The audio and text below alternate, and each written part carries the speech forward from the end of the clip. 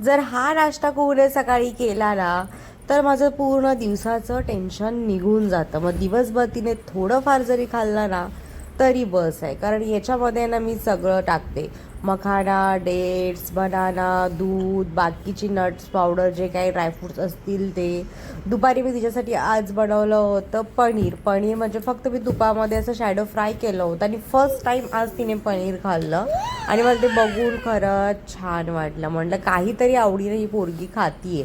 ती अशी दाखवून दाखवून मागून मागून माझ्याकडून ते खात होती की मला ते दे ते दे. असे करून पनीरचे 2 क्यूब तरी तिने खाल्ले. तिसरावाला क्यूब मी तिला दिला नाही. म्हटलं आज फर्स्ट टाईम देतीये तर फक्त 2च हे देऊन देऊ बघते. सोबत आंबोळीसुद्धा होती जी तिने अर्धीच खाल्ली. पण ठीक आहे, एवढं सफिशियंट आहे. जास्त क्वांटिटी तिने खावी असा माझा हट्टसुद्धा नसतो.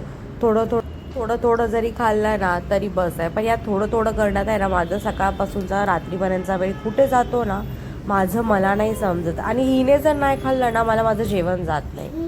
काय माहिती का, मी आधी ठरवते तरी स्वतः हा खाऊन हा घ्यावं तेच पण देते ते तुला, असं तेच फीलच देते. होत नाही. आधी वाटतं हा नाही बाबा हा हिने तेच काहीतरी देते. खावं मग मी शांतपणे जेवायला बसते. शांतपणे तरी कुठे, त्यात पण तिची लोडबोड चालूच असते. पण असो, हा फेज तर सगळ्याच आईंच्या लाईफमध्ये येतो, तसंच माझ्या लाईफमध्ये पण आहे. मग या विंडोमधून त्या विंडोमध्ये, त्या विंडोमधून या विंडोमध्ये जर स्क्रीन टाईम मुलांना द्यायचा नसेल तर हे सगळे एफर्ट्स तर घेतलेच पाहिजेत. त्याच्यावरती काहीच ऑप्शन नाही. असं करत करत आहे ना थोडंफार मी तिला खाऊ घालते आणि रात्री आहे ना असं छान असं रेडी होऊन ना आमची क्यूट डॉल खाली चालायला निघते. आणि आज ज्या बाबांना थोडंसं घरी काम होतं त्यांचं ऑफिसचं, त्याच्यामुळे ते करत बसले आणि मी तिला खाली घेऊन गेले आणि जवळपास आम्ही 10-10:30 वाजेपर्यंत खालीच होतो.